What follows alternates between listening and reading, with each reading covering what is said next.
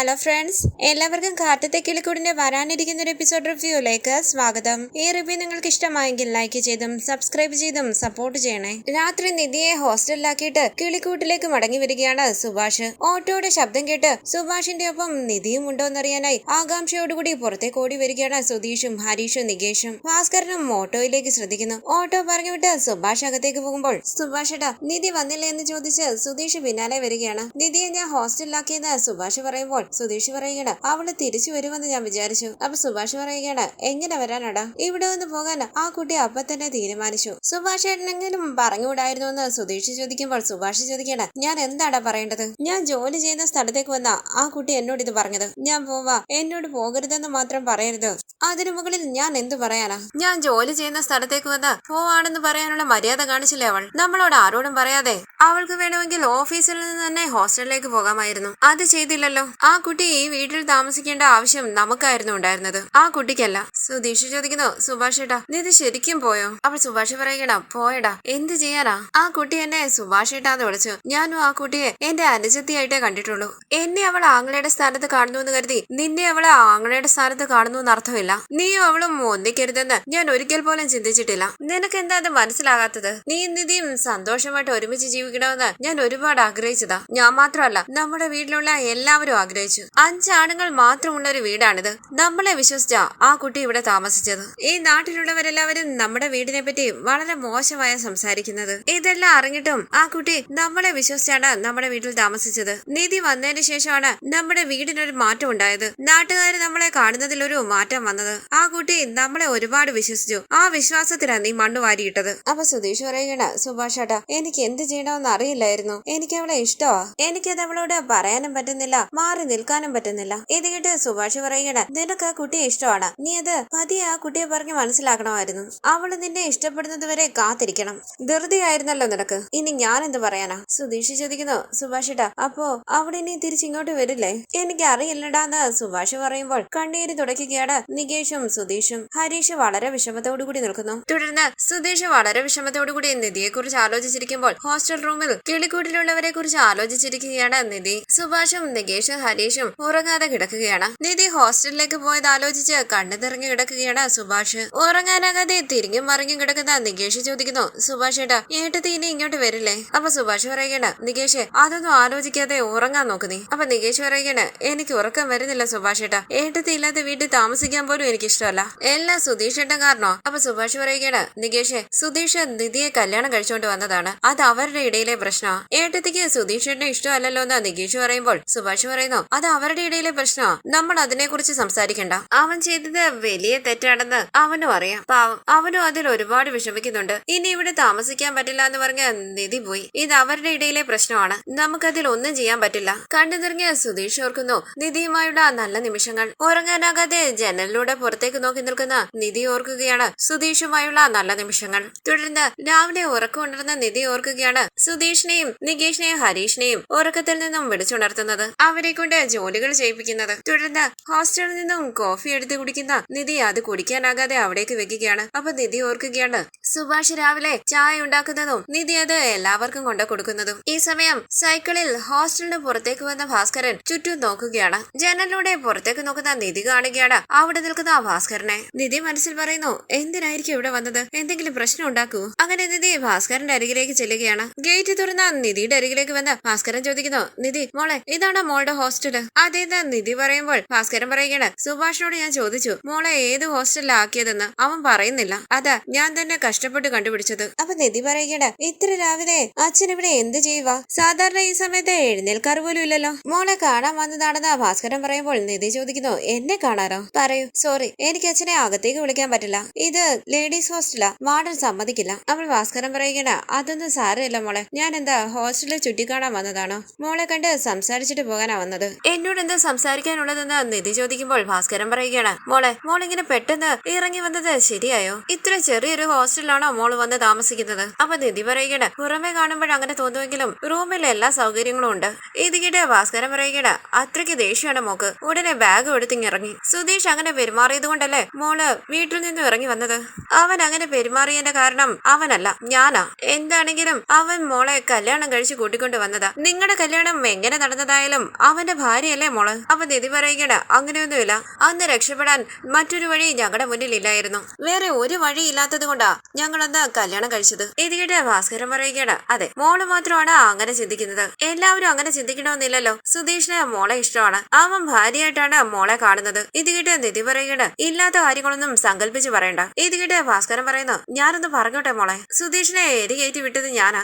കല്യാണം കഴിച്ചുകൊണ്ട് വന്നിട്ട് നിന്റെ ഭാര്യ നിന്നോട് സംസാരിക്കുന്നില്ല, നിന്നെ കണ്ട ഭാവം കാണിക്കുന്നില്ല. ഇങ്ങനെയാണെങ്കിൽ ശരിയാകുമോ? നിങ്ങൾ ഭാര്യയും ഭർത്താവുമായി ജീവിക്കണമെന്നൊക്കെ ഞാനാണ് അവനോട് പറഞ്ഞത്. ഇതിനപ്പുറത്തേക്ക് എനിക്ക് മോളോട് പറയാൻ പറ്റില്ല. അന്ന് അവൻ മോളോട് അങ്ങനെ പെരുമാറാൻ കാരണം ഞാനാ. ഇതിട്ട് നിധി വളരെ ദേഷ്യത്തോടു കൂടി നിൽക്കുമ്പോൾ ഭാസ്കരൻ പറയുകയാണ്, ഞാൻ ആവശ്യമില്ലാത്ത ഓരോന്ന് പറഞ്ഞതുകൊണ്ടാ അന്ന് അവൻ മോളോട് അങ്ങനെയൊക്കെ പെരുമാറിയത്. മോൾ അവനെ തെറ്റിദ്ധരിക്കരുത്. ഇത് കേട്ട് നിധി ചോദിക്കേണ്ട, മകനെ രക്ഷിക്കാൻ വേണ്ടി വന്നതാണോ അതോ ഇങ്ങനെയൊക്കെ പറയണമെന്ന് പറഞ്ഞ് മകൻ ഇങ്ങോട്ട് പറഞ്ഞു വിട്ടതാണോ? അപ്പോൾ ഭാസ്കരൻ ചോദിക്കുന്നു, എന്താ മോളെ ഇത്? അവൻ എന്നെ പറഞ്ഞു വിട്ടതൊന്നുമല്ല. എന്നെ കുറിച്ച് മോക്ക് അറിയില്ലേ? അവൻ പറഞ്ഞു വിട്ടാനുടനെ ഞാൻ ഇവിടെ വന്ന് പറയുമോ? മോള് വീട് വിട്ടിറങ്ങി പോന്നപ്പോൾ എനിക്ക് തോന്നി അവൻ വെറുതെ ഇരുന്നവനല്ലേ. ഞാൻ എന്തൊക്കെയോ സംസാരിച്ച് അവനെ കൊണ്ട് ഇതൊക്കെ ചെയ്യിപ്പിച്ചതാണെന്ന്. എനിക്ക് വല്ലാത്ത വിഷമം തോന്നി മോളെ. ഞാൻ ഇതേപോലെ വിഷമിച്ചിട്ടില്ല മോളെ. അതുകൊണ്ടാ മോളെ കണ്ട് സത്യം പറയാമെന്ന് വിചാരിച്ചത്. അന്ന് ഞാൻ എന്റെ വായടച്ച് മിണ്ടാതിരുന്നെങ്കിൽ അവൻ മോളുടെ റൂമിലേക്ക് വരില്ലായിരുന്നു. ഞാൻ ആവശ്യമില്ലാത്തതൊക്കെ പറഞ്ഞ് അവനെ എരികേറ്റി വിട്ടത്. ഇത് കേട്ട് ദേഷ്യത്തോടു കൂടി നിധി ചോദിക്കുന്നു, വിവരമില്ലേ നിങ്ങൾക്ക്? ഞെട്ടി ചുറ്റും നോക്കി ഭാസ്കരൻ ചോദിക്കുന്നു, എന്നോടാണോ? അപ്പൊ നിധി പറയുകയാണ്, നിങ്ങളോട് തന്നെയാ ചോദിച്ചത്. ഒരച്ഛൻ ചെയ്യുന്ന കാര്യമാണോ നിങ്ങൾ ചെയ്തത്? അച്ഛൻ ആവശ്യമില്ലാത്തതൊക്കെ പറഞ്ഞപ്പോൾ മകൻ മദ്യപിച്ച ഒരു പെണ്ണിന്റെ റൂമിലേക്ക് കയറി വന്നിരിക്കുന്നു. ഇങ്ങനെയാണോ ഒരാളോട് പറഞ്ഞു കൊടുക്കേണ്ടത്? ഞാൻ നിങ്ങളെ കുറിച്ച് ഇങ്ങനെയൊന്നും അല്ല വിചാരിച്ചത്. വെറുതെ അല്ല വീട്ടിലുള്ള എല്ലാവരും നിങ്ങളെ വഴക്ക് പറയുന്നത്. ചുറ്റും നോക്കി ഭാസ്കരൻ പറയുകയാണ്, മോളെ പതിയെ സംസാരിക്ക്, ആരെങ്കിലും കേൾക്കും. നിധി ചോദിക്കുന്നു, ഞാൻ ചിന്തിക്കുന്നത് പോലെയല്ല ഒരാണ് ചിന്തിക്കുന്നതെന്നൊക്കെ പറയുന്നത് കേട്ടല്ലോ. ആണിനെന്താ കൊമ്പ് മുളച്ചിട്ടുണ്ടോ? കൊമ്പൊന്നും മുളച്ചിട്ടില്ല മോളെ എന്ന് പറഞ്ഞ ഭാസ്കരൻ ചുറ്റും നോക്കുമ്പോൾ നിധി പറയുകയാണ്, എന്ത് വേണമെങ്കിലും ചെയ്യാം, അതൊന്നും തെറ്റല്ലെന്നാണോ പറയുന്നത്? ഏതെങ്കിലും ഒരു അച്ഛൻ മകൻ ഇങ്ങനെ ഒരു അഡ്വൈസ് കൊടുക്കുവോ? അപ്പോൾ ഭാസ്കരൻ പറയുന്നു, കൊടുക്കത്തില്ല, അറിയാതെ കൊടുത്തു പോയതാ, ക്ഷമിക്കും മോളെ. അപ്പൊ നിധി പറയണേ, ഞാൻ നിങ്ങളോട് എല്ലാവരോടും അന്നേ പറഞ്ഞതല്ലേ ഇതൊരു കല്യാണമല്ല, അന്നത്തെ സാഹചര്യത്തിൽ കല്യാണം കഴിക്കേണ്ടി വന്നതാണെന്ന്. വീട്ടിലുള്ള എല്ലാവരും അത് മനസ്സിലാക്കിയാ ജീവിക്കുന്നത്. നിങ്ങൾക്ക് മാത്രം എന്താ? നിങ്ങൾ അങ്ങനെ ചിന്തിച്ചത് മാത്രമല്ല മകനെ കൊണ്ട് അങ്ങനെ ചിന്തിപ്പിക്കുകയും ചെയ്തു. അത് കാരണമാണ് പ്രശ്നമെല്ലാം ഉണ്ടായതെന്ന് പറയുന്നു. നിങ്ങൾക്ക് വിവരമില്ല. നിങ്ങൾ പറഞ്ഞത് കേട്ട് ഉടനെ നിങ്ങളുടെ മകൻ എന്റെ റൂമിലേക്ക് വരുമോ? ഞാൻ നിങ്ങളുടെ മകന്റെ ഭാര്യയായിട്ടല്ല ജീവിക്കുന്നതെന്ന് നിങ്ങൾക്കറിയാം. എന്നിട്ടും നാണമില്ലാതെ മകനെ റൂമിലേക്ക് പറഞ്ഞു വിട്ടിട്ട് ഞാനാ ഇതെല്ലാം ചെയ്തേന്ന് വന്ന് പറയുന്നു. നിങ്ങളെ എല്ലാവരും വഴക്ക് പറയുമ്പോൾ ഞാൻ ശരിക്കും വിഷമിച്ചിട്ടുണ്ട്. ഇപ്പൊ എനിക്ക് തോന്നുവാ അതൊന്നും തെറ്റല്ലായിരുന്നു എന്ന്. അവൾ ഭാസ്കരൻ പറയുകയാണ്, മോളെ പതിയെ എല്ലാവരും കേൾക്കും. നിധി ചോദിക്കുന്നു, കുറച്ചെങ്കിലും വിവരമുണ്ടോ നിങ്ങൾക്ക്? മറ്റുള്ളവരുടെ കാര്യത്തിൽ ഇടപെടുന്നതേ തെറ്റാ. നിങ്ങളൊരു പരിധിക്ക് മുകളിലാണ് മകനോട് സംസാരിച്ചത്. എനിക്ക് വരുന്ന ദേഷ്യത്തിന് നിങ്ങളെ മോളെ ഞാൻ പറയുന്ന ഒന്ന് കേൾക്കുന്ന ഭാസ്കരൻ പറയുമ്പോൾ നിധി പറയുകയാണ്, പ്ലീസ് ദയവ് ചെയ്ത് ഇവിടെ നിന്ന് പോ. നിങ്ങൾ ഇത് വന്ന് പറഞ്ഞത് കൊണ്ട് എന്ത് മാറുമെന്നാ ചിന്തിച്ചത്? പ്രായമായാൽ മെച്യൂരിറ്റി ഉണ്ടായിരിക്കും, പക്വത ഉണ്ടായിരിക്കും എന്നൊക്കെ കേട്ടിട്ടുണ്ട്. നിങ്ങൾക്ക് എങ്ങനെ പ്രായമാകും തോറും എല്ലാം കുറഞ്ഞു കുറഞ്ഞു വരുന്നത്? ഇത് കേട്ട് ഭാസ്കരൻ മോളെ എന്ന് വിളിക്കുമ്പോൾ നിധി ചോദിക്കാണ്, നിങ്ങൾക്ക് എങ്ങനെ തോന്നി മകൻ ഇങ്ങനെ ഒരു അഡ്വൈസ് കൊടുക്കാൻ? അങ്ങനെ നിധി ഭാസ്കരനെ കുറ്റപ്പെടുത്തി വളരെ ദേഷ്യത്തോടു കൂടി സംസാരിക്കുകയാണ്. ടെൻഷനോടുകൂടി ചുറ്റും നോക്കുകയാണ് ഭാസ്കരൻ. കൈകൂപ്പിയ ഭാസ്കരൻ പറയുന്നു, മോളെ മതി, വിവരമുള്ള കൊച്ചല്ലേ, തെറ്റേറ്റു പറഞ്ഞാൽ മനസ്സിലാകുമെന്ന് വിചാരിച്ചു. അത് എന്റെ തെറ്റാ, അറിയാതെ ചെയ്തു പോയതാണെന്ന് പറഞ്ഞിട്ട് മോൾ എന്തൊക്കെയാ എന്നോട് ചോദിക്കുന്നത്? നിധി ചോദിക്കുന്നു, എങ്ങനെ ഇങ്ങനെ അറിയാതെ ചെയ്യുന്നത്? അങ്ങനെ നിധി ഭാസ്കരനെ സംസാരിക്കാൻ അനുവദിക്കാതെ ദേഷ്യപ്പെടുകയാണ്. ചെവി പൊത്തിപ്പിടിച്ച് ചുറ്റും നോക്കി നിധിയുടെ മുന്നിൽ കൈകൂപ്പി ഭാസ്കരൻ തന്റെ സൈക്കിളും എടുത്ത് അവിടുന്ന് ഓടി പോകുന്നു. നിധി ദേഷ്യത്തോടു കൂടി ഗേറ്റ് അടയ്ക്കുകയാണ്. തുടർന്ന് നികേഷും ഹരീഷും സുഭാഷും സുധീഷിനോട് സംസാരിക്കുന്നതേ ഇല്ല. സുധീഷ് ഈ കാര്യം അവരോട് ചോദിക്കുമ്പോൾ നികേഷ് ചോദിക്കാണ്, എന്ത് ചെയ്യണോന്നാ പറയുന്നത്? ചിരിക്കണോ? ഡാൻസ് ചെയ്യണോ? എന്ത് ചെയ്യണോന്ന് പറ. സുധീഷ് ഏട്ടൻ ഇഷ്ടത്തിന് ഓരോന്ന് ചെയ്യും, അതെല്ലാം എപ്പോഴത്തെയും പോലെ ഞങ്ങൾ വിട്ടുകളയണം അല്ലേ? അപ്പൊ സുധീഷ് പറയണ, നിങ്ങളോട് ചിരിക്കാനും ഡാൻസ് ചെയ്യാനും ഒന്നും ഞാൻ പറയുന്നില്ല. എന്തിനാ ദുഃഖം നടന്ന ഒരു വീട് പോലെ എല്ലാവരും മുഖം വേർപ്പിച്ചിരിക്കുന്നത്? ഇപ്പൊ എന്താ അവള് പോയി, നമ്മൾ അവളോട് പോകാൻ പറഞ്ഞില്ലല്ലോ. അപ്പോ ഏട്ടത്തിയുടെ ഇഷ്ടത്തിന് പോയതാണെന്നാണോ എന്ന് ഹരീഷ് ചോദിക്കുമ്പോൾ സുധീഷ് പറയുകണ, അല്ലടാ, എന്റെ ഭാഗത്തെ തെറ്റ്, ഞാൻ കാരണം അവള് പോയത്. എനിക്ക് ഒരു കാര്യം മാത്രം മനസ്സിലാകുന്നില്ല, ഞാൻ അടുത്തുള്ള വീട്ടിലെ സ്ത്രീയുടെ റൂമിലേക്കൊന്നും അല്ലല്ലോ പോയത്, അവൾ എന്റെ ഭാര്യയല്ലേ? അപ്പൊ ഹരീഷ് പറയുകയാണ്, ഏട്ടത്തി അങ്ങനെയല്ല സുധീഷ് എന്നെ കാണുന്നത്. ഇത് കേട്ടുകൊണ്ട് എവിടേക്ക് വന്ന സുഭാഷ് പറയുന്നു, അതൊന്നും അവന് മനസ്സിലാകില്ല ഹരീഷേ. കല്യാണം എങ്ങനെയാ നടന്നതെന്ന് ആ കുട്ടി വന്ന ദിവസം തന്നെ വ്യക്തമായി പറഞ്ഞതാ. റിസപ്ഷനിലേക്ക് വന്ന് നിന്നത് പോലും നമുക്ക് വേണ്ടിയാണെന്ന് നിനക്കറിയാലോ. അപ്പൊ സുധീഷ് പറയുകയാണ്, സുഭാഷ് ഏട്ടാ, അവക്ക് മാത്രമല്ലേ അങ്ങനെ, എനിക്ക് അങ്ങനെയല്ലല്ലോ. അവളെ കണ്ട നാൾ മുതലേ എനിക്ക് അവളെ ഒരുപാട് ഇഷ്ടം. നിധിയെ മറ്റൊരാൾ കല്യാണം കഴിക്കാൻ പോവുകയാണെന്ന് അറിഞ്ഞപ്പോൾ ഞാൻ ഒരുപാട് വിഷമിച്ചു. ഇത് കേട്ട് നികേഷ് പറയുകയാണ്, സുധീഷ് ഏട്ടൻ ആരെ കണ്ടാലും ഇഷ്ടപ്പെടുമല്ലോ. ഇത് കേട്ട് കണ്ടു നിറങ്ങിയ സുധീഷ് പറയുകയാണ്, ശരി, നിങ്ങൾ എല്ലാവരും എന്നെ എങ്ങനെ വേണമെങ്കിലും കണ്ടോ, ഞാനൊരു മോശപ്പെട്ടവനായിക്കോട്ടെ, പക്ഷെ അതൊന്നും സത്യമല്ല. എനിക്ക് നിധിയോടുള്ള ഫീലേ വേറെയാ. ഞാൻ ചെയ്തത് തെറ്റാ, പക്ഷെ പക്ഷെ എനിക്ക് അവളെ ഒരുപാട് ഇഷ്ടമാണ്. എന്റെ മനസ്സിൽ അവൾ മഹാറാണിയാണ്. അത് അവൾക്കും മനസ്സിലാകുന്നില്ല, നിങ്ങൾക്കും മനസ്സിലാകുന്നില്ല. അന്ന് ഞാൻ ചെയ്തത് തെറ്റാ, ഇല്ലെന്ന് ഞാൻ പറയുന്നില്ല. പക്ഷെ അതുകൊണ്ട് നിങ്ങൾ എല്ലാവരും എന്നെ റൗഡിയെ പോലെ കാണാതെ എനിക്കിത് താങ്ങാൻ പറ്റുന്നില്ല. ഇത് കേട്ട് ഹരീഷ് ചോദിക്കണ, ഞങ്ങൾ എന്ത് ചെയ്യണമെന്നാ? സുധീഷ് ഏട്ടൻ ചെയ്തു വെച്ചിരിക്കുന്ന കാര്യത്തിന് ഇലയിട്ട് സദ്യ വിളമ്പണം. ഇത് കേട്ട് ദേഷ്യത്തോടുകൂടി സുധീഷ് പറയുകയാണ്, മനസ്സിലാക്കുന്നില്ലല്ലോ നിങ്ങൾ ആരും എന്നെ മനസ്സിലാക്കില്ല. നിധിയില്ല, ജോലിയില്ല, ലൈസൻസ് ഇല്ല, എനിക്ക് വേണ്ടി ഫീൽ ചെയ്യാൻ ഇവിടെ ആരുമില്ല. ഈ വീട്ടിൽ ആരും എന്നെ മനസ്സിലാക്കാൻ തയ്യാറാകുന്നില്ല. എന്നെ വിട്ടേര്, ഞാൻ നശിച്ചു പോയിക്കോട്ടെ. നിങ്ങൾ ആരും എന്നെ ഓർത്ത് വിഷമിക്കണ്ട. അങ്ങനെ കണ്ണീര് തുടച്ച് സുധീഷ് അവിടെ നിന്ന് പോകുമ്പോൾ എല്ലാവരും വിഷമത്തോടുകൂടി നിൽക്കുകയാണ്. റോഡ് സൈഡിലൂടെ നടന്നു പോകുന്ന സുധീഷ് ഓർക്കുകയാണ് നിധിയുടെ റൂമിൽ കയറി പ്രശ്നം ഉണ്ടാക്കിയതും കഥക് തുറക്കെന്ന് പറഞ്ഞ് നിധി ബഹളം വെച്ചതും സുഭാഷ് തന്നെ തല്ലിയതും സുധീഷ് സുഭാഷിനെ അടിക്കാനായി കൈ ഉയർത്തിയതും നിധിയെയും കൂട്ടി സുഭാഷ് ഹോസ്റ്റലിലേക്ക് പോയതുമെല്ലാം. തുടർന്ന് സുധീഷ് റോഡ് സൈഡിലൂടെ നടന്നു പോകുമ്പോൾ എല്ലാവരും സുധീഷിനെ ശ്രദ്ധിക്കുന്നുണ്ട്. ഒരു ചേച്ചി ചോദിക്കുന്നു, എടാ സുധീഷ്, നിന്റെ ഭാര്യ നിന്നെ വേണ്ടാന്ന് വെച്ച് പോയെന്ന് കേട്ടല്ലോ.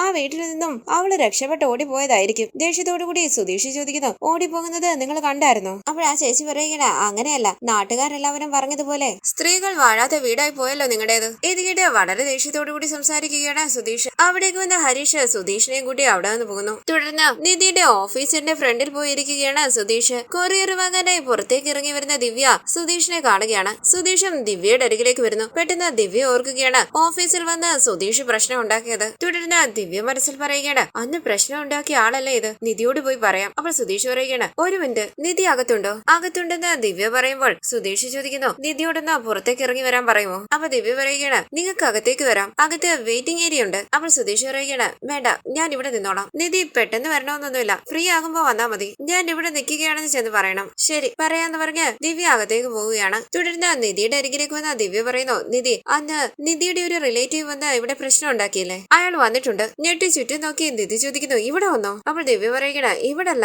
പുറത്ത് നിൽക്കുക. ദിവ്യയോട് എന്തെങ്കിലും പറഞ്ഞു എന്ന് നിധി ചോദിക്കുമ്പോൾ ദിവ്യ പറയുകയാണ്, ഇല്ല, എനിക്ക് നിധിയെ കാണണം, പുറത്തേക്കൊന്ന് വരാൻ പറ്റുമോ എന്ന് ചോദിച്ചു. ഞാൻ അകത്തേക്ക് വിളിച്ചതാ, പക്ഷെ അയാൾ വന്നില്ല. ഇത് കേട്ട് നിധി പറയുകയാണ്, ഓക്കെ, താങ്ക് യു, ഞാൻ കണ്ടോളാം. പെട്ടെന്ന് നിധി ഓർക്കുകയാണ് മദ്യപിച്ച് റൂമിലേക്ക് കയറി വന്ന സുധീഷ് പറഞ്ഞത്, നീ എന്റെ ഭാര്യ, നിന്റെ കാര്യത്തില് ഞാൻ കിട്ടിയ താലിയുണ്ട്, നിയമപരമായി നമ്മൾ രണ്ടുപേരും ഭാര്യ ഭർത്താക്കന്മാരാ. തുടർന്ന് നിധി മനസ്സിൽ പറയുകയാണ്, ഞാൻ ചെന്നില്ലെങ്കിൽ സുധീഷ് അകത്തേക്ക് കയറി വന്നാലോ, അത് പിന്നെ വലിയ തലവേദനയാകും, പുറത്ത് ചെന്ന് കാണുന്നതാ നല്ലത്. അങ്ങനെ നിധി ഓഫീസിന് പുറത്തേക്ക് ഇറങ്ങി വരുമ്പോൾ സുധീഷ് വളരെ വിഷമത്തോടുകൂടി നിധിയെ നോക്കുകയാണ്. സുധീഷിനെ ഒന്ന് നോക്കിയിട്ട് നിധി ദേഷ്യത്തോടുകൂടി നിൽക്കുമ്പോൾ അരികിലേക്ക് വന്ന സുധീഷ് പറയുന്നു, നിധി, സോറി, ഞാനിവിടെ വരാൻ പാടില്ലെന്നാ വിചാരിച്ചത്. പക്ഷെ നിധിയെ എനിക്ക് ഇവിടെ വന്ന് കാണുമെന്നറിയില്ല. ഫോൺ വിളിച്ചാൽ നിധി എടുക്കുന്നില്ല, മെസ്സേജ് അയച്ചാൽ റിപ്ലൈ ചെയ്യുന്നില്ല. അതാ ഞാൻ നേരെ ഇങ്ങോട്ട് വന്നത്. നിധി ഹോസ്റ്റലിലേക്ക് പോകുമെന്ന് ഞാൻ വിചാരിച്ചില്ല. നമ്മുടെ വീട് വിട്ട് നിധി പോയത് എന്നെ വല്ലാതെ വിഷമിപ്പിച്ചു. നിധി ഈ തീരുമാനം എടുക്കാൻ കാരണക്കാരൻ ഞാനാ. അതിനെക്കുറിച്ച് ആലോചിക്കുമ്പോൾ എനിക്ക് വല്ലാത്ത വിഷമമുണ്ട്. ഇത് കേട്ട് നിധി ചോദിക്കണ്, സുധീഷിന് ഇപ്പൊ എന്താ വേണ്ടത്? വന്ന കാര്യം പറഞ്ഞിട്ട് പോകാൻ നോക്ക്. ഇത് ഞാൻ ജോലി ചെയ്യുന്ന ഓഫീസാണ്, ഇവിടെ പേഴ്സണൽ കാര്യങ്ങൾ സംസാരിച്ചുകൊണ്ട് നിൽക്കാൻ പറ്റില്ല. അപ്പൊ സുധീഷ് പറയുകയാണ്, നിധി, ഞാൻ പ്രശ്നം ഉണ്ടാക്കാനോ നിധിയെ ഇറിറ്റേറ്റ് ചെയ്യാനോ അല്ല വന്നത്. അന്ന് ഞാൻ നിധിയോട് വളരെ മോശമായാണ് പെരുമാറിയത്. എനിക്ക് തന്നെ എന്നെ കുറിച്ച് ആലോചിക്കുമ്പോൾ വെറുപ്പ് തോന്നുക. ഞാൻ ചെയ്തത് വലിയ തെറ്റാ. അതിനെ കുറിച്ച് ആലോചിച്ച് എനിക്ക് തന്നെ എന്നോട് ദേഷ്യം തോന്നി. സത്യവാ നിധി, സോറി. ഇത് പറയാൻ വേണ്ടിയാ ഞാൻ നിധിയെ വിളിച്ചതും മെസ്സേജ് അയച്ചതുമല്ല. ദയവ് ചെയ്ത് എന്നോട് ക്ഷമിച്ചെന്ന് പറ പ്ലീസ്. നിധി എന്നോട് ക്ഷമിച്ചു എന്ന് പറഞ്ഞാൽ ഉടനെ ഞാൻ പൊയ്ക്കോളാം. ഇത് കേട്ട് നിധി പറയുകയാണ്, ഇപ്പോഴും നിങ്ങൾക്ക് നിങ്ങളുടെ മനസമാധാനമാണ് പ്രധാനം. ഞാൻ ക്ഷമിച്ചെന്ന് പറഞ്ഞാൽ നിങ്ങൾ സമാധാനമായിട്ട് സാധാരണ പോലെ ജീവിക്കാൻ തുടങ്ങും. മറ്റുള്ളവരെ പറ്റി ഒരു വിചാരവും ഇല്ല അല്ലേ? ഇത് കേട്ട് സുധീഷ് പറയുകയാണ്, അയ്യോ, അങ്ങനെയൊന്നും ഇല്ല നിധി. ഞാൻ ശരിക്കും നിധിയോട് ചെയ്ത തെറ്റോർത്ത് വല്ലാതെ വിഷമിക്കുന്നുണ്ട്. നിധി ക്ഷമിച്ചെന്ന് പറഞ്ഞാൽ എന്റെ മനസ്സിന് കുറച്ച് സമാധാനം കിട്ടും. എനിക്ക് സമാധാനമായിട്ട് ഇരിക്കാൻ പറ്റുന്നില്ല. ഇത് കേട്ട് നിധി പറയുകയാണ്, അതല്ലേ ഞാനിപ്പോ പറഞ്ഞത്. നിങ്ങൾക്ക് നിങ്ങളുടെ മനസമാധാനം മാത്രമാണ് പ്രധാനം. മറ്റുള്ളവർ എങ്ങനെയായാലും ഒന്നുമില്ല എന്നുള്ള ചിന്തയിലാണ് നിങ്ങൾ ഇവിടെ വന്ന് നിൽക്കുന്നത്. ക്ഷമിക്കാനൊന്നും പറ്റില്ല. സുധീഷ് ചോദിക്കുന്നു, നിധി, ഞാൻ എന്ത് ചെയ്താലും എന്നോട് ക്ഷമിക്കും? അപ്പൊ നിധി പറയുകയാണ്, എന്ത് ചെയ്താലും ഞാൻ ക്ഷമിക്കില്ല. പ്ലീസ്, ഇനി എന്നോട് സംസാരിക്കരുത്. ഇങ്ങനെ ഇടയ്ക്കിടയ്ക്ക് ഓഫീസിലേക്ക് വന്ന് എന്നെ ഡിസ്റ്റർബ് ചെയ്യരുത്. അന്നത്തെ പോലെ ഓഫീസിലേക്ക് വന്ന് സീൻ ക്രിയേറ്റ് ചെയ്യുമോ എന്ന് ഭയന്നാ ഞാൻ ഇവിടെ വന്ന് നിങ്ങളോട് സംസാരിച്ചത്. നിങ്ങൾ ഇവിടുന്ന് പോകാൻ നോക്ക്. ഓഫീസിലുള്ള ആരെങ്കിലും കണ്ടാൽ അതും എനിക്ക് പ്രശ്നമാകും. പ്ലീസ് എന്ന് പറഞ്ഞ് നിധി അകത്തേക്ക് പോവുകയാണ്. സുധീഷ് വിഷമത്തോടുകൂടി നിൽക്കുന്നു. ഈ സീരിയലിന്റെ കൂടുതൽ വീഡിയോസിനായി ചാനൽ സബ്സ്ക്രൈബ് ചെയ്ത് സപ്പോർട്ട് ചെയ്യണേ. താങ്ക്